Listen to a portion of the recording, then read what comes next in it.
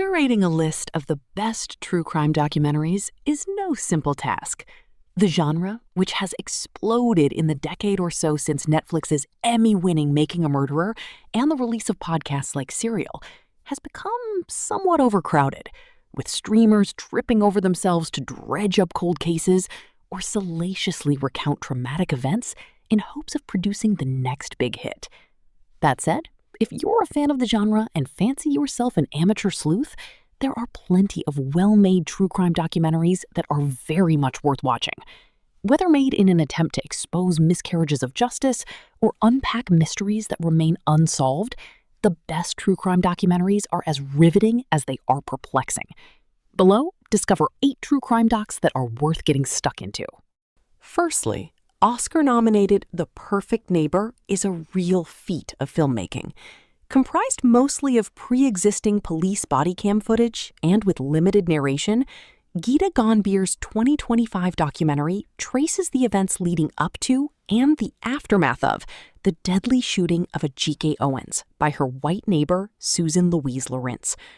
More than that, though, The Perfect Neighbor plainly lays out the reality of systematic racial biases, especially with regards to Florida's controversial Stand Your Ground law.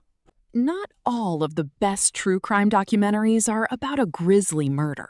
Sometimes the most captivating films of this ilk dive into mysteries of a different kind.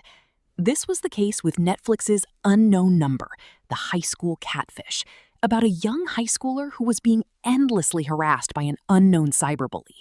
An understandably traumatic experience that ripped the community apart as parents and students began pointing fingers.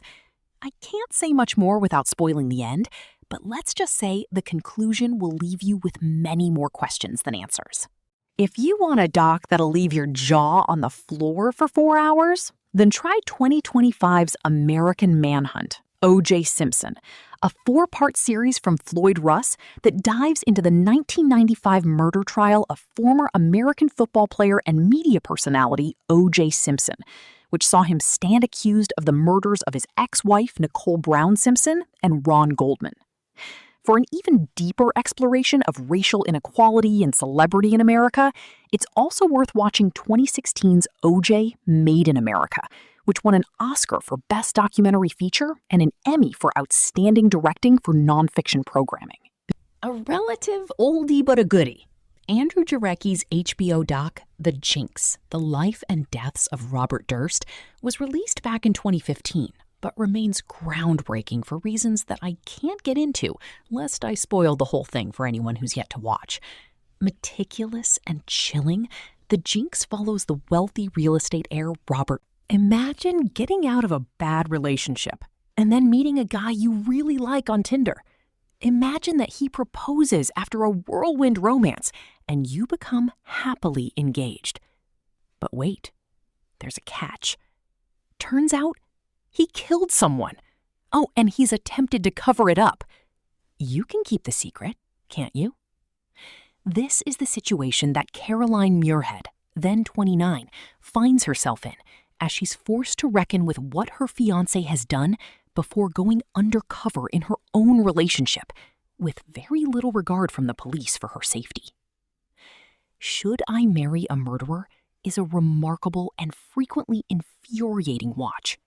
Don't Fuck with Cats, Hunting an Internet Killer looks like your standard grisly Netflix fare from the outside, but it's actually much more than that, with all the twists and turns of a really gripping thriller, except it's real.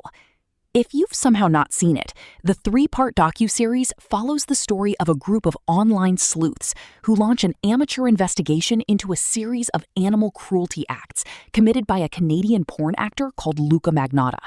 They repeatedly express their fears that he'll end up murdering someone, and they ultimately end up being correct in that assumption. Much in this documentary beggars belief.